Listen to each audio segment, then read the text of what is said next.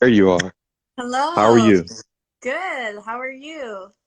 I'm doing quite well. Thank you so much for doing this. If you could please share with us some tips that you'd like to pass on in this Mhm. month of May, Mental Health Awareness Month. Yes. Well, first and foremost, I just want to normalize that it is okay to not always feel okay. And just recognize that it's okay to acknowledge that and prioritize support for yourself and prioritize that you need to prioritize your mental wellness. So, I would really want to give tips around just uh, kind of wrestling with your understanding of what is mental health and what that means to you in terms of how you choose to prioritize that in your life. And one big concept that I really enjoy talking about in my practice is self compassion. And that is how you talk to yourself during these times, during times of struggle. It's being able to talk to yourself with a compassionate lens. So I know we spoke about this in our previous live a bit about self-compassion, but just to circle back and touch a bit more on that, there are three elements of self-compassion. So it's really being able to recognize that self-compassion means having a sense of self-kindness to yourself as opposed to self-judgment. So how are you talking to yourself? Are you talking to yourself with as if you would talk to a friend, as if you would talk to a child who has made a mistake or someone who's struggling? And it's really being able to be mindful of the tone that you have with yourself.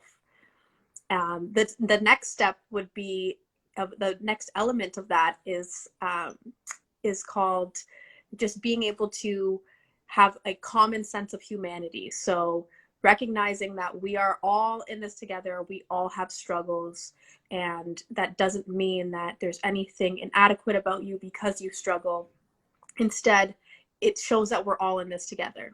Hmm. And recognizing common humanity and saying we're all in this together versus isolation. Isolation tries to tell you that you're the only one.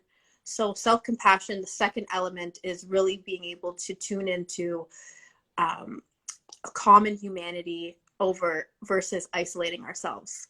Hmm. And the last component of element of self-compassion is practicing mindfulness as opposed to over identifying with certain emotions. So when we become mindful of our emotions, we actually allow ourselves to just give ourselves essentially permission to observe the emotion Hmm. that we're noticing, and just saying, okay, I notice that I'm feeling sad right now. What's that about?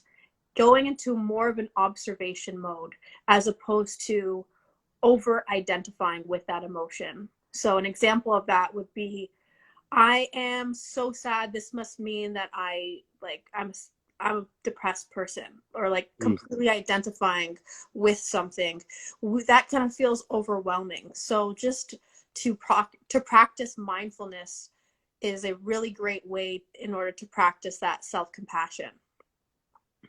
You have shown yourself to be someone I could rely on whenever I need to throw out a PSA, and I appreciate this relatively spur of the moment live that you were able to do with me.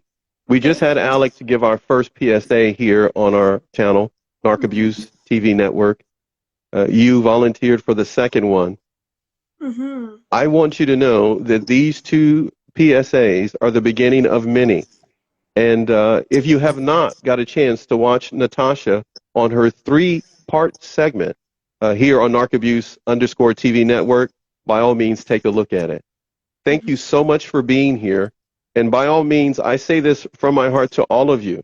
Thank you for watching and supporting Narc Abuse TV Network. And remember, like, comment, share, follow Natasha.